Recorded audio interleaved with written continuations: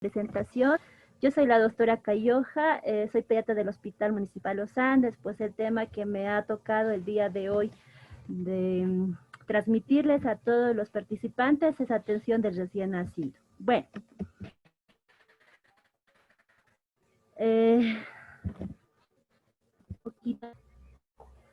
ya, bueno, entonces, primeramente, antes de hablar de lo que es la atención del recién nacido, tenemos que ver requisitos para la atención del neonato.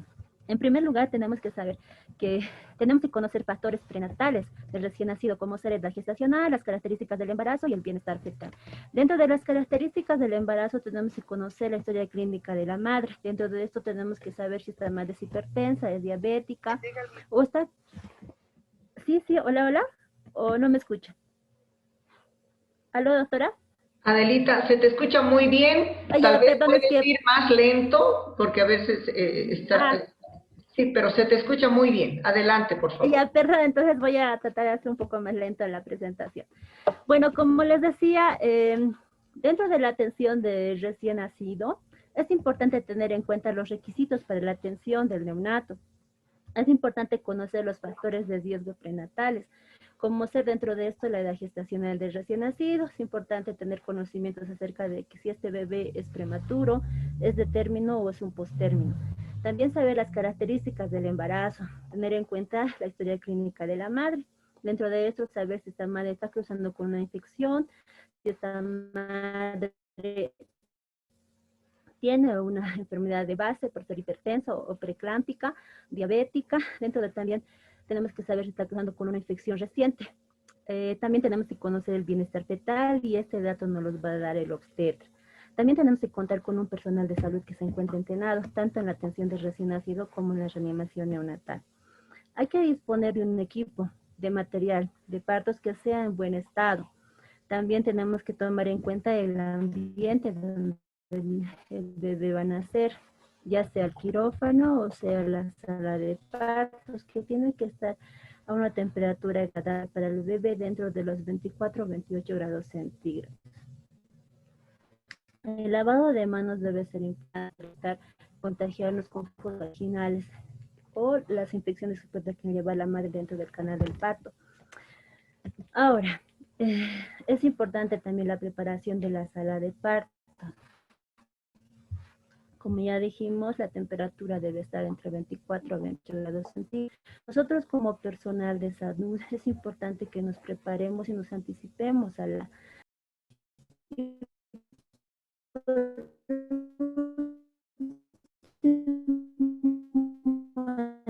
sala de porperio.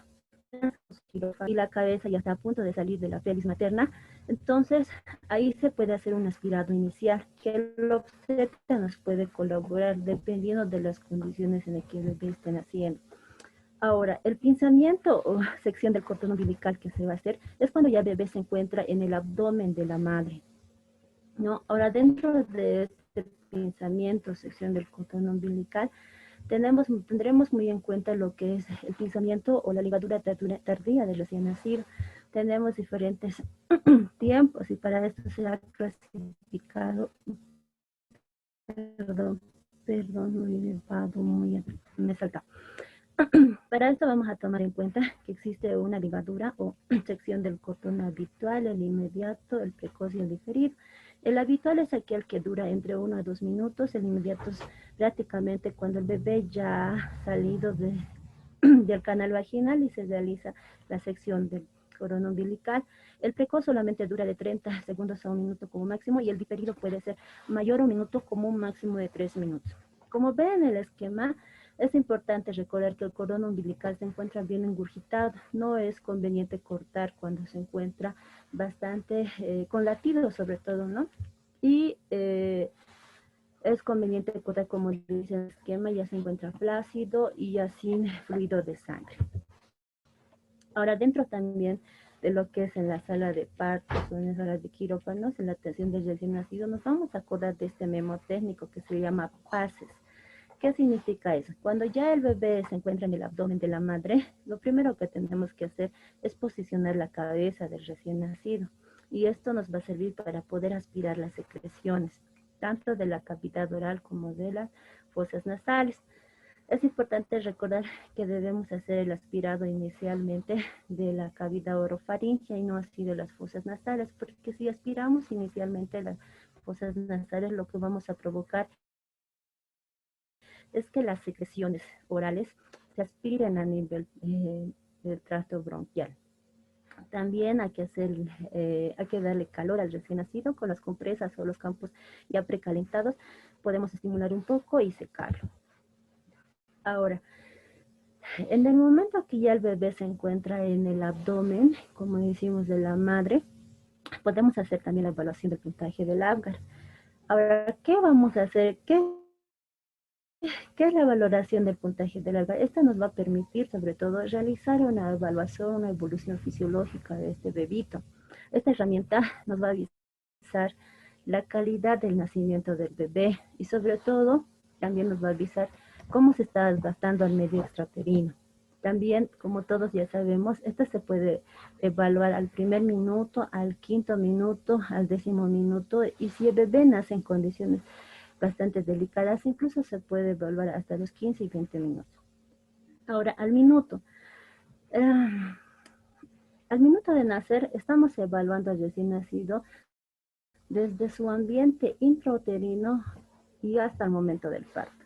Cuando evaluamos al quinto minuto, es la transición del recién nacido del medio intrauterino al medio extrauterino y cómo también se está adaptando a este medio extrauterino. Ahora, todos conocemos que el puntaje de Apgar o el test de Apgar lleva 5 parámetros, ¿no? Dentro de esto tenemos este mnemotécnico que se llama FETIC, que todos lo conocemos, ¿no? Que es la frecuencia cardíaca, el esfuerzo. Significa que el bebé no tiene latido cardíaco. Puntuación 1 es cuando el bebé tiene un latido cardíaco menos de 100. La puntuación 2 es cuando el bebé ya tiene un puntaje mayor a 100. El esfuerzo respiratorio lo vamos a ver más que todo con el llanto. Significa que cuando está con cero puntaje, el bebé no está llorando. Cuando está con un puntaje de 1, el bebé tiene un llanto débil o entrecortado su llanto. Y la puntuación de 2 es cuando este niño está gritando vigorosamente. Ahora, dentro de lo que es la irritabilidad refleja, esto nos indica sobre todo cuando estamos aspirando al bebé o el bebé está tosiendo. Cuando el bebé no tiene ninguna irritabilidad refleja, ni siquiera la aspiración o tose, significa un puntaje 0. Cuando él alguna mueca, entonces significa que el bebé sí tiene un puntaje de 1. Y cuando el bebé con aspirado está teniendo una mueca intensa, llanto y se pone irritable ante estas maniobras, el puntaje más alto sería 2. Ahora, dentro de lo que es el tono muscular, sabemos que el recién nacido que nace en condiciones bastante estables, las extremidades las va a tener flexionadas, tanto superiores como inferiores. Eso significa que el puntaje del bebé va a ser de 2. Cuando el tono del bebé o la flexión van a ser apenas visibles, solo al estímulo un poquito va a flexionar las extremidades, significa una puntuación de 1. Pero cuando el bebé está flácido de las extremidades torácicas y pélvicas, este puntaje es 0. Dentro de lo que es la coloración, encontramos la cianosis importante, ¿no? Ese bebé que se encuentra muy morado, que le llamamos ese color aceituna, digamos, por decirlo así, o prácticamente pálido, ese niño está con puntuación 0. Y la cianosis distal de las extremidades, de los bracitos, los pies, de las manos, eso nos daría un puntaje 1. Dentro de lo que es el puntaje 2, ese niño se encuentra rosado. Entonces, sabemos que el puntaje Apgar normal es de 7 a 10 puntos, ¿no? Este es un Apgar bastante aceptable, es un Apgar bueno. Ahora, dentro de lo que es los puntajes, se ha catalogado la depresión neonatal cardiorrespiratoria a leve, moderada y grave. Leve es aquel niño que se ha llegado a catalogar con un puntaje de 6, moderada de 4 o 5 y la depresión cardiorrespiratoria grave es cuando este recién nacido tiene un Apgar menor o igual a 3. Ahora, una vez que se ha realizado la valoración del Apgar en el vientre de la madre o ya el bebé se encuentra bastante estable, lo que tenemos que hacer es llevarlo a la sala de cuidados inmediatos. Y lo primero que vamos a hacer en el recién nacido es llevar una fuente de calor. Es importante que el bebé se mantenga en un ambiente cálido, ¿no? Ya en ese momento vamos a realizar lo que es el clampeo del cordón umbilical como tal, la profilaxis oftálmica y la profilaxis de la hemorragia del recién nacido. Y vamos a evaluar otros parámetros más que vamos a ir avanzando, ¿no? Bueno, pues como les decía, es importante llevar al recién nacido a un ambiente o a la cervocuna donde se le otorgue calor. Tenemos que tomar en cuenta que este recién nacido tiene que aprender a termorregular y una de las condiciones para que aprenda a termorregular es el uso de su grasa parda que se encuentra a nivel dorsal y usualmente se estimula por la neuroepinefrina. Ahora, si no tenemos cuidado en el recién nacido, este bebé puede perder calor y existen 4 mecanismos para que este bebé tienda a perder el calor. Entonces aquí, como ven en el esquema y también como ven, digamos, en los índices, puede perder calor por convección. Eso significa cuando la temperatura del recién nacido es menor a la temperatura, cuando la temperatura del ambiente es mucho menor a la temperatura corporal del recién nacido. También por evaporación. ¿Eso qué significa? Por pérdidas percutáneas. O sea, sabemos que el recién nacido nace húmedo, entonces es humedad y al estar en un ambiente más frío va a perder prácticamente por evaporación calor ese pequeñito. Por radiación significa que va a haber una transferencia de calor desde su piel del recién nacido a las paredes frías que se encuentran a su alrededor. Por ejemplo, es como cuando si al recién nacido lo pusiéramos en una incubadora fría. Las paredes frías de la incubadora van a absorber el calor del bebé y de esa forma también el niño se puede enfriar. Ahora, por conducción. Por conducción significa cuando cuando el bebé, la piel del bebé entra en contacto directamente sobre una superficie fría. Bueno, siguiendo con la atención del recién nacido de forma inmediata, lo que tenemos que hacer también es la ligadura del cordón umbilical. Esta ligadura se realiza a 2 o 3 centímetros de la base del cordón umbilical, utilizando ligaduras o utilizando el clamp, ¿no? Que ya todos tenemos en los centros de salud. Y el corte final del cordón umbilical, para separar, digamos, el restante del cordón umbilical, se realiza desde la base del cordón umbilical a 5 centímetros aproximadamente. También vamos a hacer la profilaxis oftálmica, ¿no? Esto es para evitar, digamos, lo que es la infección por Clamidia trachomatis o por la gonorrea, que a veces en algunas madres, digamos, no se ha hecho un tratamiento correspondiente y el niño, digamos, posteriormente va a presentar la conjuntivitis gonocócica o por Clamidia trachomatis. Esto se puede hacer con terramicina o los antibióticos que tenemos a la mano, por ejemplo, la gentamicina o el clorafenicol oftálmico, ¿no? Que se aplica una gota, si lo tenemos en goterito o tenemos en ungüento, se pone en la parte, digamos, subconjuntiva del ojito, ¿no? Abriendo bien el ojito e implementando el medicamento. También dentro de los cuidados inmediatos es la profilaxis de la enfermedad hemorrágica del recién nacido. Esto lo vamos a hacer con la aplicación de la vitamina K, ¿no? La fitometadiona. Ahora, este medicamento es importante porque, como se dice, es una profilaxis de esta enfermedad. La enfermedad hemorrágica del recién nacido, incluso hay literaturas que indican que hasta los 3 meses esta patología puede conllevar este recién nacido y hay otra literatura que incluso menciona hasta los 6 meses. Entonces, este niño, si no tiene aplicación de la vitamina K, se va a presentar sangrados, va a presentar hemorragia, melenas, puede sangrar de varias partes del cuerpito, incluso hemorragia pulmonar. Entonces es importante tener en cuenta que esta vitamina K es sumamente indispensable a este niño aplicar a este dedito. Entonces, ¿cómo va a ser? Solamente se le va a aplicar en el tercio medio o tercio superior del muslo y a una dosificación aproximadamente de 0.25 miligramos kilogramo peso. Sin embargo, digamos, manejamos también el hecho de que el niño que tiene mayor a 2 kilogramos de peso puede aplicarse 1 miligramo, ¿no? Intramuscular, y ese bebito que tiene menos de 2 kilogramos, 0,5 miligramos kilogramo de peso. Ahora, dentro de lo que también es la atención del recién nacido, es importante evaluar las permeabilidades, tanto de la vía aérea, esofágica y anorrectal. De la vía aérea es fácil tomar una sonda número 6 o número 8 y tenemos que atravesar esta sonda por las fosas nasales del bebé, por ambas fosas nasales, para determinar si no tiene una atresia de cuanas que pueda ser unilateral o bilateral.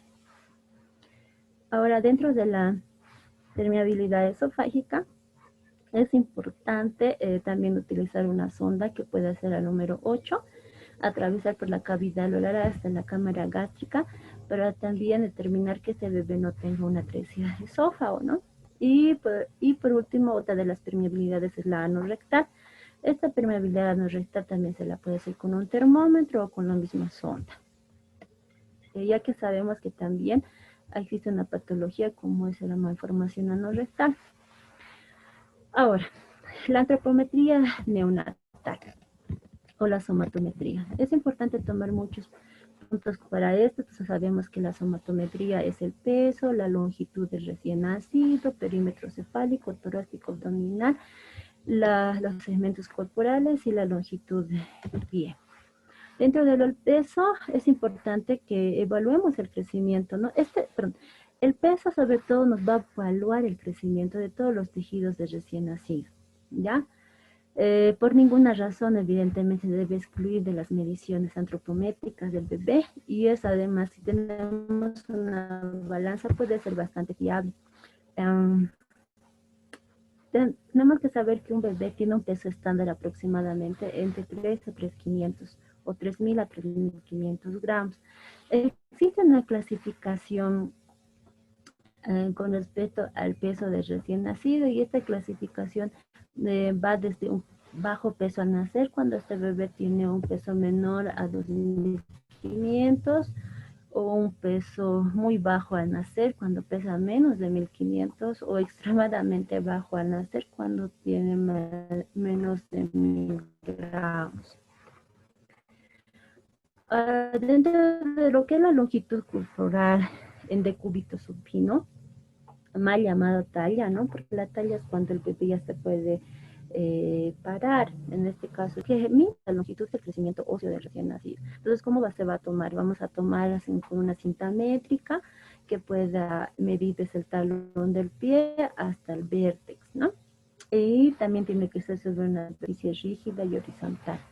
Ahora, también existe otro neonatómetro que se llama de Haltender, que evidentemente es mucho más fácil tomar con un neonatómetro, ¿no? La talla de un recién nacido estándar es de 50 centímetros y puede variar más o menos 2 centímetros, pero si es un recién nacido de término, obviamente. Ahora, dentro de lo que es el perímetro cefálico, ¿no? El perímetro cefálico, cabe recalcar que debe tomarse en 2 periodos, al nacer y a las 48 horas también de vida, y se los voy a explicar posteriormente por qué. Bueno, entonces el perímetro cefálico hay que alcanzar una circunferencia, o sea, nos ayuda a alcanzar la circunferencia craneal máxima, ¿no? Y se debe ser en un plano horizontal. Es una cinta que pasa por encima de las cejas y también pues, tiene que pasar por la prominencia occipital. Ahora, ¿qué nos permite? Y nos permite y nos aporta en realidad una valiosa, digamos, información acerca del desarrollo encefálico. El valor normal de un perímetro cefálico de un niño de término es de aproximadamente 35 centímetros y puede variar más o menos 2 centímetros. Ahora, el perímetro torácico. Esto sobre todo nos permite utilizar, o sea, nos monitorea la acreción del tejido en los lactantes. Sobre todo, este perímetro, la Organización Mundial de la Salud lo ha clasificado sobre todo de riesgo cuando es menor a 29 centímetros, ¿no? Y pues nos ayuda a medir la morbimortalidad, sobre todo en aquellos recién nacidos en los cuales, digamos, no tenemos el peso de nacimiento disponible. Como ven en la diapositiva, el perímetro torácico que tiene menos de 29 centímetros ya se consideraría de alto riesgo. Y el recién nacido de término, usualmente hay una relación con su perímetro cefálico. Si el perímetro cefálico oscila entre 35 centímetros, este perímetro torácico solo tiene que tener menos de 2 o 3 centímetros de diámetro. Eso significa que si tiene un perímetro cefálico de 35 centímetros, lo mínimo de que debe medir su perímetro torácico es 30. Dentro del perímetro abdominal, esto nos permite definir el patrón de distribución de la grasa más los pliegues cutáneos, ¿no? Se puede medir preprandial o postprandial. ¿Por qué preprandial o postprandial? Porque este perímetro abdominal se lo puede hacer incluso ya en puerperio, no es de urgencia medirlo en cuanto nace. Ahora, el perímetro abdominal normal de un recién nacido de término es entre 30 a 35 centímetros. Ahora, dentro de la proporción de los segmentos corporales, todos conocemos y sabemos que existe un segmento superior y un segmento inferior. Bueno, la relación entre ambos nos evalúa los crecimientos dismórficos en el recién nacido. Puede ver el segmento inferior, sobre todo, se mide desde el talón del pie hasta el punto medio de la sínfisis del pubis. El segmento superior se mide desde el borde superior o la parte media del borde superior de la sínfisis del pubis hasta el vértice de la cabeza. El segmento superior tiene como parámetros normales desde 28 a 32 y el segmento inferior va desde 18 hasta 20 centímetros. La longitud del pie. Es importante, digamos, registrar la longitud del pie por parámetros que los voy a explicar posteriormente. Bueno, dentro de lo que es la medición del perímetro, dentro de lo que es la medición de la longitud del pie, va desde el talón hasta el dedo medio del mismo y el valor usualmente promedio es de 7 a 8 centímetros. Bueno, continuando con la atención, es importante al niño hacer una evaluación de la edad gestacional. El método de Capurro es el método más empleado, ¿no?, para la evaluación de la edad gestacional. Esto es para clasificar recién nacido, si es a término, si es prematuro, si es postérmino, ¿no? En este caso también se evalúan 5 parámetros en el Capur. Eso sería la textura de la piel, los pliegues plantares, la formación del pezón, el tamaño de la glándula mamaria y la formación del pabellón auricular. Cada uno conlleva un puntaje, ¿no? Cuando tengan al recién nacido estable, ya vigilando, entonces tienen que hacer una evaluación y tomar un puntaje, ya sea, digamos, del contorno de la orejita del bebé y sacar un puntaje del mismo. Cada uno va a llevar un puntaje correspondiente, se va a hacer la suma total de la evaluación del examen físico y esa suma o subtotal de la suma se complementa con 204. Al completar ese puntaje con 204, el total se divide entre 7. Recién nacido. Ahora, dentro de la clasificación, podemos saber que el recién nacido puede ser un postmaduro, eso significa que este niño tiene más de 42 semanas.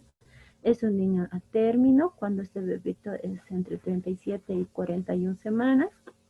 Un prematuro leve, cuando este niño oscila entre 35 y 36 semanas. Un prematuro moderado de 32 a 34 semanas. Y un prematuro extremo es el bebé que es menos de 32 semanas. Ahora, también tenemos que clasificar al recién nacido. Y es importante para la clasificación de ese nacido contar con el peso y la edad gestacional según el examen físico, como dijimos, el test de Capur. Ahora, en esta gráfica, ustedes pueden ver que el recién nacido se puede clasificar grande para la edad gestacional, apropiado para la edad gestacional o pequeño para la edad gestacional.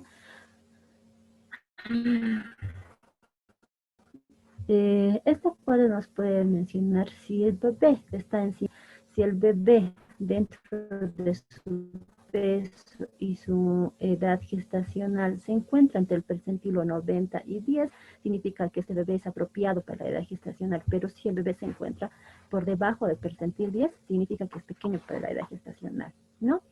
Entonces, por ejemplo, si tuviéramos un recién nacido que tiene 3.000 de peso, bueno, tiene 3.000 y nació con 37 semanas aproximadamente. Entonces, este bebé, 37 semanas, 3.000 de peso, cae en el percentil 90 y 10, significa que es apropiado para la gestacional.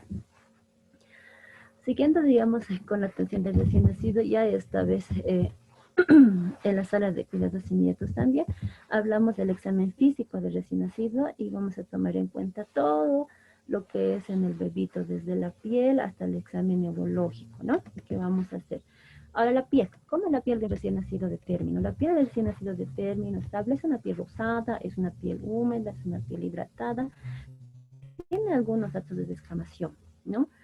Es una piel gruesa, pero mientras que la piel del recién nacido es un poquito más delgada, es una piel mucho más, eh, es más lisa, incluso puede tener ciertos datos de mayor untus o mayor vermis caseoso. Como ven en la diapositiva, en la segunda figura se ve un bebé. Ese sí parece un prematuro porque el unto sebáceo o el vermis caseoso es abundante en estos pequeñitos, mientras que en el niño de término solamente abarca a nivel dorsal en pliegues, ¿no?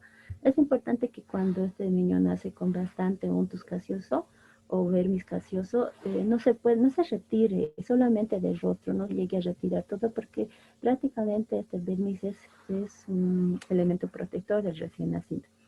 Ahora, en la tercera esquema van a ver lo que es el lanugo, ¿no?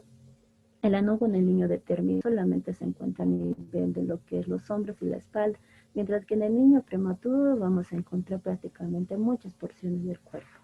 También tenemos otros, eh, otros hallazgos en la piel del recién nacido que son prácticamente benignos, como es la mancha mongólica, ¿no?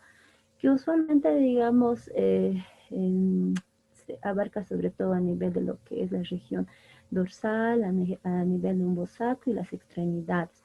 También tenemos lo que somos los hemangiomas planos. Los hemangiomas planos, me moví.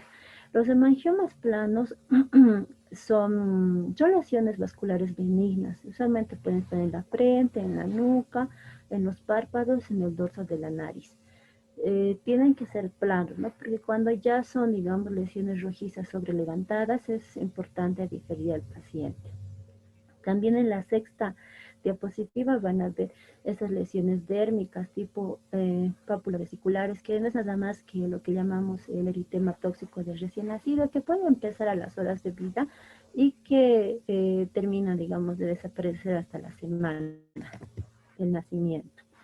Adentro del examen físico en cabeza, nos vamos a desglosar en cráneo, cara, ojos, nariz y boca, etc. El cráneo es una estructura grande en relación al resto del cuerpo del bebé y usualmente cuando el bebé nace existen deformaciones que se llaman deformaciones plásticas y pueden ser de grado variable, depende de la sutura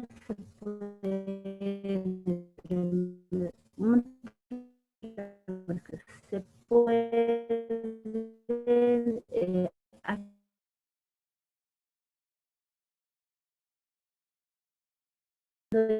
ya las modificaciones plásticas de verificar el tamaño ya a la 48 de recién nacido y esto nos sirve mucho para determinar la externación de este pequeñito. No nos podemos quedar solamente con un perímetro cefálico de nacimiento. Para de las lesiones habituales que podemos encontrar en el cráneo es justamente el capuz es que todas estas selecciones sobre levantada no respetan suturas y usualmente aparece en el momento del parto y tiene que desaparecer en los siguientes días. Sin embargo, el sepatohematoma, que es un acúmulo sanguíneo debajo del sustiostio, usualmente, es decir, respecta las horas a magnitud de datos que ha sido muy prolongado, normalmente tiende a desaparecer incluso hasta el tercer mes de vida.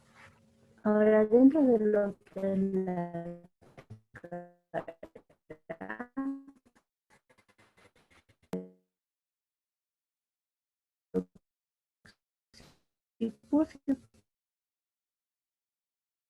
el auricular debe estar debemos verificar que el conducto auditivo externo de este pequeñito sea permeable.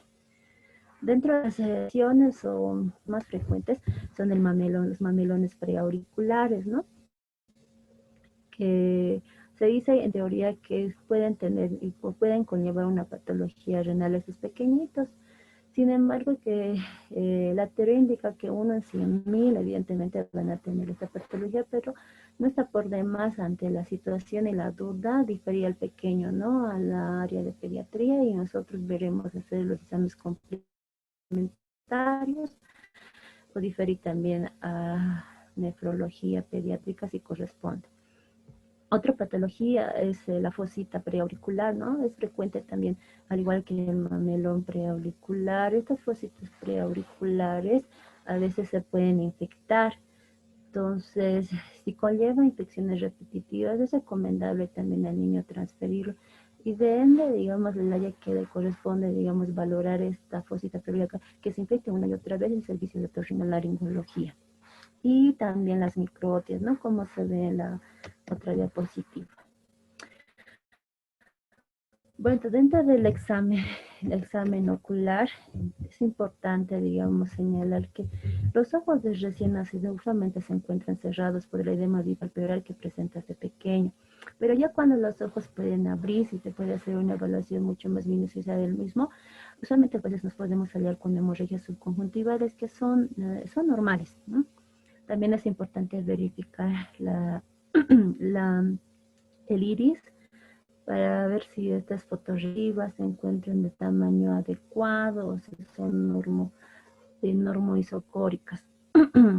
A veces el ojito, digamos, es difícil de valorar, pero es importante también realizar la fotorreactividad. Es importante también valorar la córnea, el cristalino, y ver si no presentan opacificaciones. Dentro de lo anormal en el recién nacido está el coloboma. El coloboma no es nada más que la alteración de la estructura del iris, significa que esta va a estar, ya no va a ser redondeada, sino que va a tener una hendidura o una fisura. También puede haber heterocromía, significa que puede haber diferente color en el recién nacido, diferente color de ojos en el recién nacido prácticamente. Y también la leucocoria. La leucocoria es nada más que cuando hacemos el reflujo pupilar, evidentemente el iris no se desplaza como color rojo, sino se presenta blanquecino. En este caso, cuando damos leucocoria, podemos estar ante un tumor ocular o ante la presencia de un retinoblastoma. Continuando con el examen físico, es importante evaluar la nariz y la boca del pequeñito, ¿no? La nariz prácticamente es a veces está un poco obstruida y esto puede ser por los tapones mucosos, ¿no? Que hay que retirarlos con la aspiración. Es una naricita flexible, los orificios deben estar simétricos y debemos verificar que no haya que no haya atresia de coanas, ¿no? Por lo tanto, las coanas deben ser permeables. La boca también debe ser simétrica, los labios deben estar rosados y húmedos. Ahora, dentro de lo que es la cavidad oral, podemos tener hallazgos. Por ejemplo, en el primer esquema, en la primera figura, se pueden ver los quistes de Erbs, ¿no? Que son normales, son los nódulos o las perlas de Epstein, que usualmente son normales, que pueden estar en la línea media del paladar duro y usualmente pueden medir de 0,3 a 0,5 milímetros, ¿no? Esto no se hace ningún manejo, usualmente tienden a desaparecer de forma instantánea. La segunda lámina son los quistes de Bond. Usualmente son quistes blanquecinos que están en la arcada superior y que también no necesitan ningún tratamiento, que tienden a desaparecer. Estas lesiones que pueden ver también en la arcada superior son las llamadas quiste de la lámina dental. También es relativamente frecuente en el recién nacido y también el frenillo sublingual, ¿no? Ahora, la exploración del cuello. ¿Cuáles son los hallazgos normales en la exploración del cuello del recién nacido? Bueno, usualmente es relativamente corto y se asemeja a un pliegue cutáneo. Debe ser simétrico, no debe tener ninguna lesión y usualmente, digamos, no debe haber posturas anómalas en el pequeñito.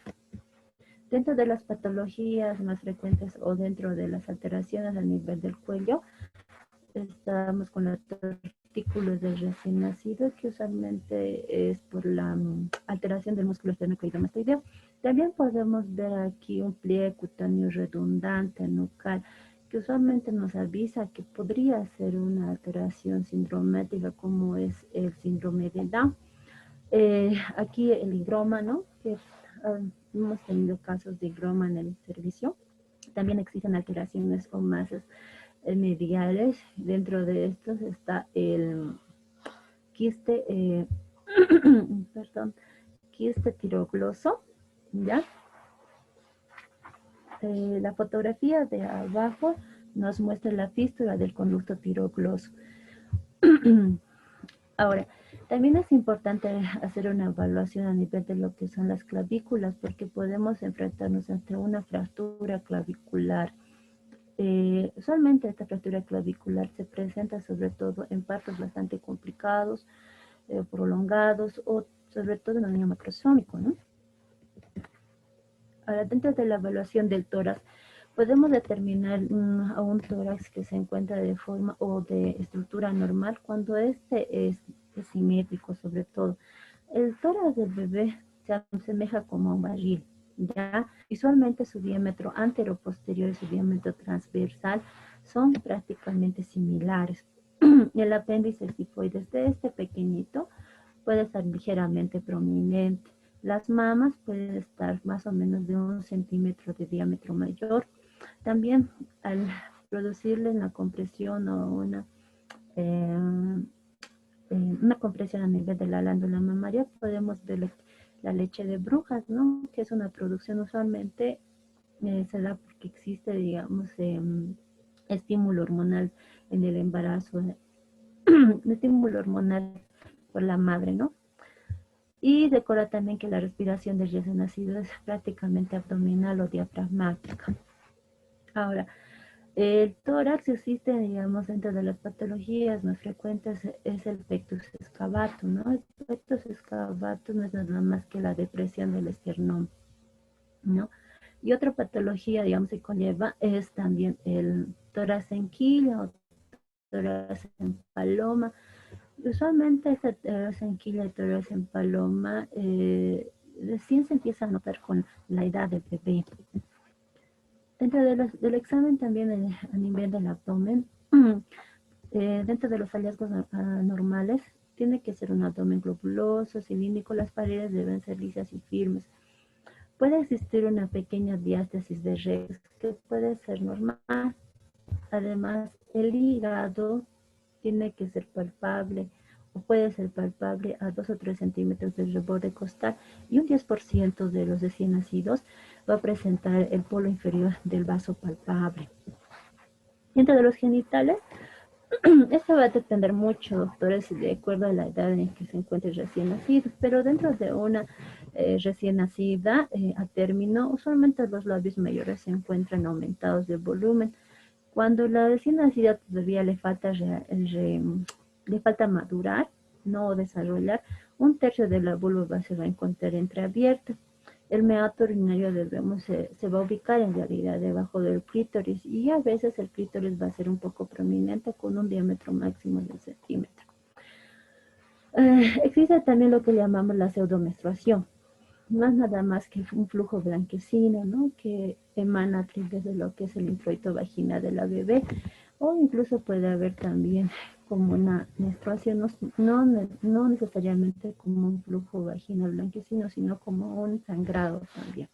Dentro de los genitales masculinos, usualmente en un recién nacido de término, el escroto es a menudo bastante amplio.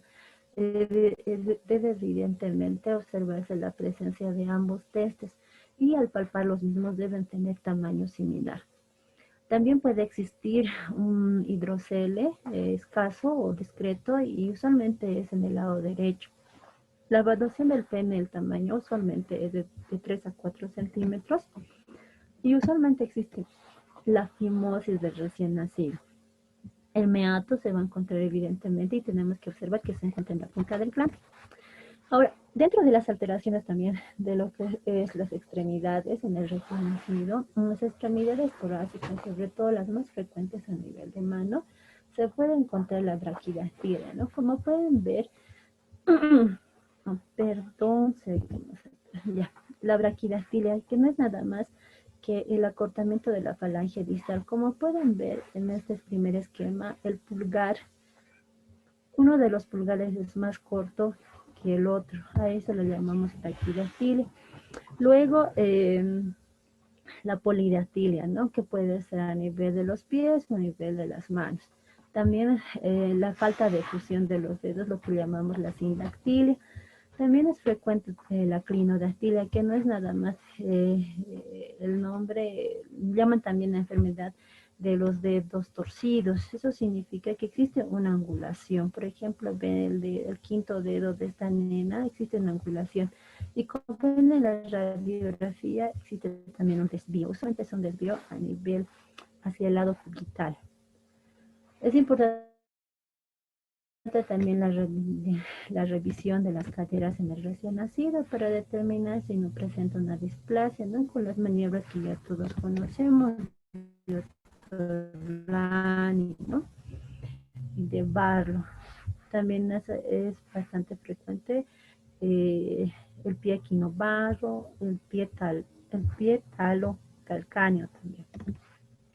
Ahora, dentro del examen neurológico, en un recién nacido es importante ver la conexión que ve la apertura ocular desde pequeño, los movimientos oculares que tenga, cómo está, digamos, la facies y las extremidades.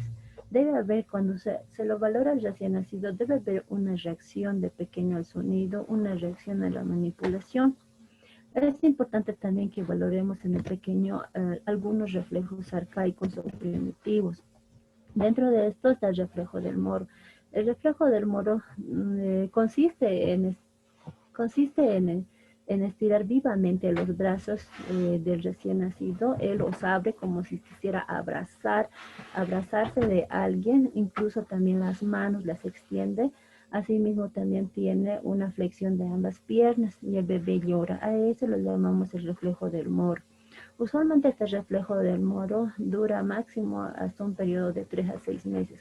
Cuando el reflejo del moro todavía está presente pasados los 6 meses,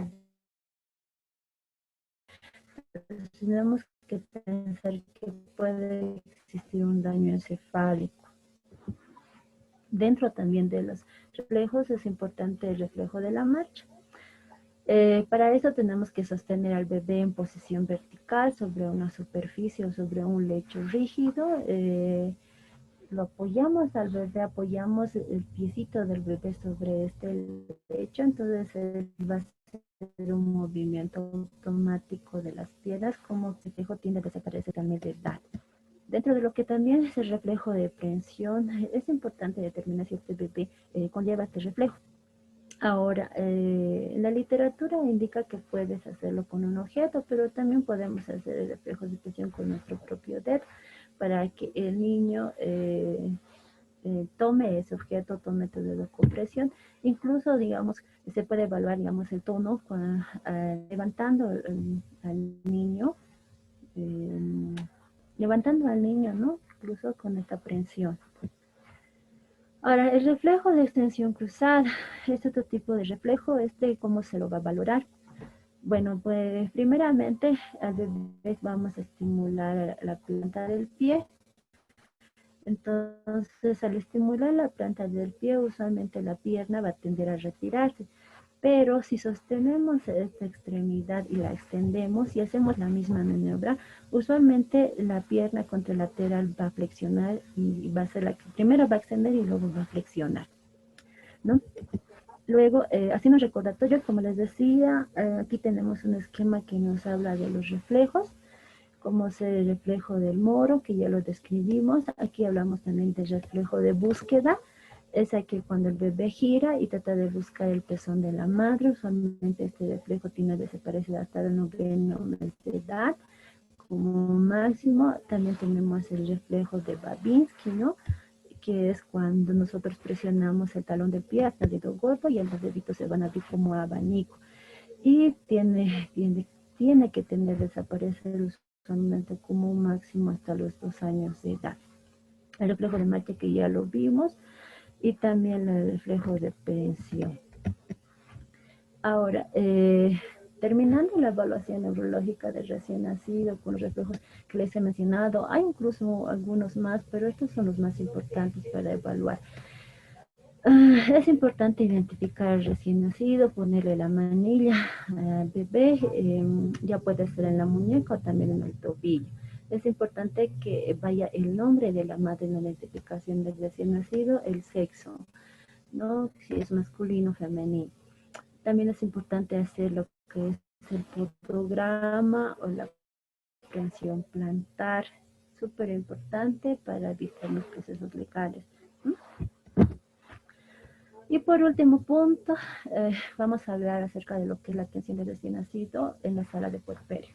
Bueno, la mayoría de los recién nacidos que van a la sala de puerperio son pequeñitos que están sanos, ya con muy bajo riesgo, ¿no?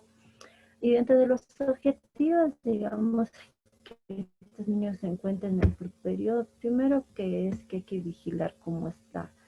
Vigilar si está perdiendo calor, ¿no? Sobre todo evitar que el niño, digamos, se enfríe. Hay que fomentar sobre todo la lactancia materna. Y también tendríamos y tenemos que hacer un examen neonatal nuevamente completo, verificar si este niño se encuentra con vitalidad cardiorrespiratoria, hay una muy buena edad térmica, si está succionando adecuadamente, si ya tiene bien desarrollado ese reflejo de deglución de succión, y ver la situación clínica de este pequeño, o sea, verificar la coloración de la piel, si está llorando, si es un niño que tiene una actividad espontánea, respira, tiene buen tono cuando se le evalúa. Importante la vigilancia del peso diario en estos pequeños y sobre todo verificar si este pequeño está con diuresis y catarsis. Bueno, creo que esa es toda la presentación. Les agradezco. Me voy a disculpar, estoy un poco mal de la garganta y a ratos se me secaba. De todas maneras, gracias, doctora, y he terminado la presentación. Doctora Cayoja, agradecerle por la presentación tan completa y con toda la experiencia que se tiene, no solamente en el hospital, sino la experiencia de usted. Invitaría, por favor, a los colegas para ver si tienen preguntas para la doctora Cayoja, por favor.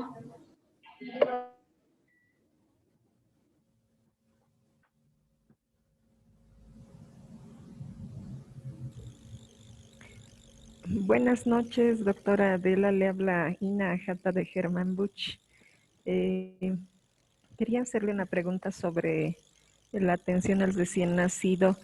En el momento en que se produce el expulsivo, si el recién nacido está con un llanto vigoroso, ¿igual es necesario hacer la aspiración de secreciones o ya no es necesario? Mi consulta, por favor. Ya.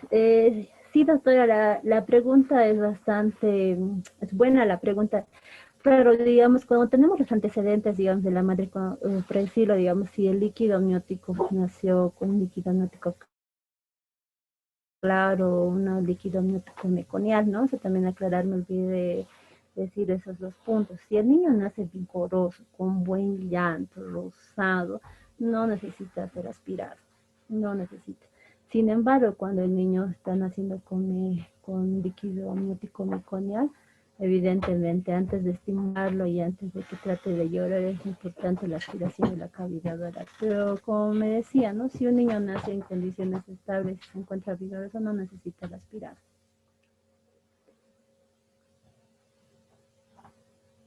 No sé si tiene otra duda, doctor. Gracias, doctora. Una pregunta más quisiera hacer, aunque, bueno, no sé si tiene mucha relación con el tema, pero no sé si cuál es la experiencia que tienen con el apego precoz o qué dificultades tienen para realizar el apego precoz y cómo superan estas dificultades en los Andes. Bueno, a ver, ¿cómo lo reparo? En 2 tiempos le puedo decir, doctora, la respuesta. Mire, en este momento, después de la situación del COVID, digamos, ¿no? El apego precoz se ha hecho mucho más difícil. Por el hecho, digamos, de que aunque la paciente, digamos, no tenga clínica y tenga aunque un laboratorio que sea prácticamente sin COVID, siempre va a ser con cierta sospecha. Entonces, el niño nace usualmente en el Hospital Los Andes y no, la verdad es que no estamos realizando en este momento el apego precoz, pero sí es recomendable que una vez que la mamá, digamos, se haga el aseo del pezón, al bebé se le eche todas las maniobras, digamos, de la atención del recién nacido, es importante ya acercar a la mamá para que tome el seno materno lo antes posible. Evidentemente la mamá tendría que estar con máscara facial y aseo del pezón sobre todo, ¿no? Y de las manos. Antes de esto del COVID, también teníamos ciertas dificultades usualmente en el apego precoz y eso se da porque evidentemente dependiendo, digamos, del obstetra en realidad y también de las condiciones en las que salían recién nacidos era un poco difícil. Sin embargo, el apego precoz debería hacerse, ¿no? En todos los recién nacidos y sobre todo en mamás que no tienen en este momento o no conllevan la patología del COVID. Sin embargo, estamos en pandemia, ¿no? Y susceptibles de que pueda ser una mamá sí contagiada o una mamá que esté asintomática o prácticamente con un laboratorio de pruebas rápidas no nos dice específicamente de que no tenga la patología. Entonces, lamentablemente no se está haciendo ahorita el apego precoz, sin embargo, se trata de dar lo antes posible al bebé con todas las medidas higiénicas, ¿no? Que conlleva lavado de manos, el aseo del pezón, ¿no? De la madre y evidentemente la medida de seguridad, el uso del barbijo, ¿no? En la madre. Y un aspecto más, ayer se hizo la entrega a cada establecimiento integral de la Red Los Andes de las cámaras que las estamos utilizando en los partos eutóxicos en el hospital. Eso de alguna manera disminuye que la emisión de aerosoles pueda llegar no solo al personal de salud, sino a otras gestantes que puedan compartir la sala de partos y al recién nacido. Entonces, eso nos permite también mantener la lactancia materna y hacer que, por ejemplo, la madre permanezca, las que vienen en expulsivo y son por COVID y son COVID positivas, igual dan de lactar, pero cubiertas con esta cámara que en la parte correspondiente a las mamas es de plásticos, flexible y obviamente el recién nacido puede estar en el lecho de la mamá y estar separado por la cámara. Creo que esa también es una buena alternativa. Gracias, doctora. Muchas gracias.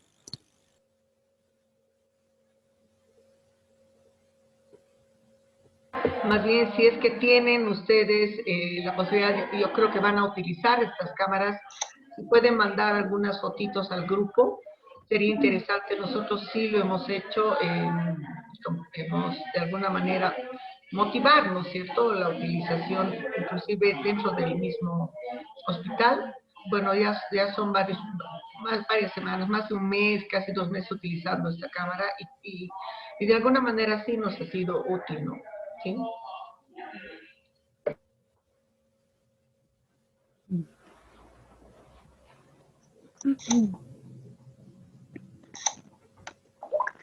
Doctora Cayoja, buenas noches.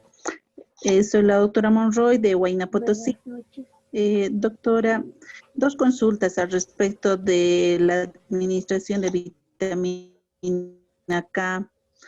A veces nos llegan bebés de parto domiciliario de pocas horas de nacidos o a veces ya de más de 24 horas. ¿Hasta qué momento está indicado la administración de la vitamina K? Otra consulta es si en niños, en bebés prematuros o con bajo peso, se sigue aplicando la vitamina K a la misma dosis o ya no. Gracias.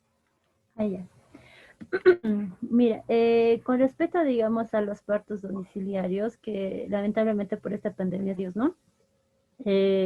Como les comentaba en la exposición, el de hacer, digamos, la profilaxis de la hemorragia arterial de recién nacido es hasta los 3 meses. O sea, significa que si tu bebé, doctor, llega al mes de edad, a las 48 horas de vida, o así tenga 3 meses de edad, es obligatorio ponerle la vitamina K, ¿ya? Sí o sí, porque lamentablemente, a pesar de que esta patología se llama hemorragia tardía del recién nacido, este paciente puede tener este problema de hemorragia hasta el 3er mes, y como les decía en la exposición, incluso hay literatura que indica que hasta los 6 meses incluso pueden tener estos bebés, incluso a nivel de la cabecita, pueden sangrar. Pero es súper importante que aunque el niño sea grande, tenga 3 meses de edad, sí o sí se le aplique la vitamina K. Hemos tenido un caso, ¿no?, de un paciente que, si no me equivoco, era un bebé de provincia, ¿no? Ha venido con hemorragia del recién nacido, cuando esta bebé tenía 3 meses de edad. Y en el centro de salud de su comunidad, o sea, sí sabían que había nacido de parto domiciliario. Le han puesto la vacuna de la BCG, le habían puesto la vacuna de los 2 meses de edad, pero pues nunca le pusieron la vitamina K. Entonces el niño, a pesar de tener su vacuna, su inmunización, ese niño al 3er mes ha sangrado, no se ha venido por esa patología y ha fallecido.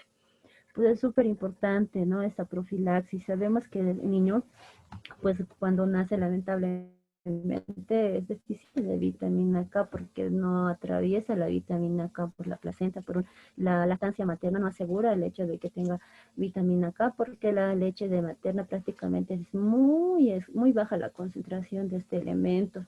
También tenemos que recordar que el hígado del recién nacido es prácticamente inmaduro. Y es estéril, y también la glándula hepática es inmadura, ¿ya?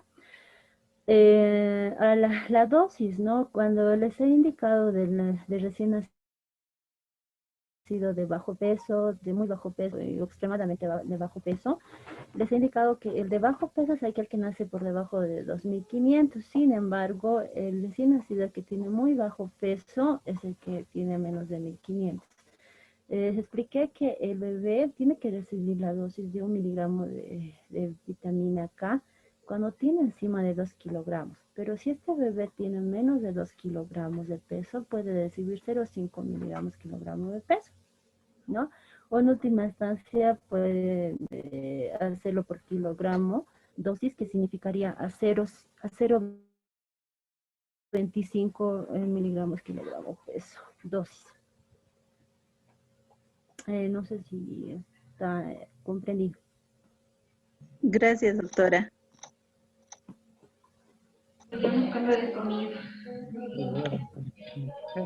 Colegas, ¿alguna otra pregunta?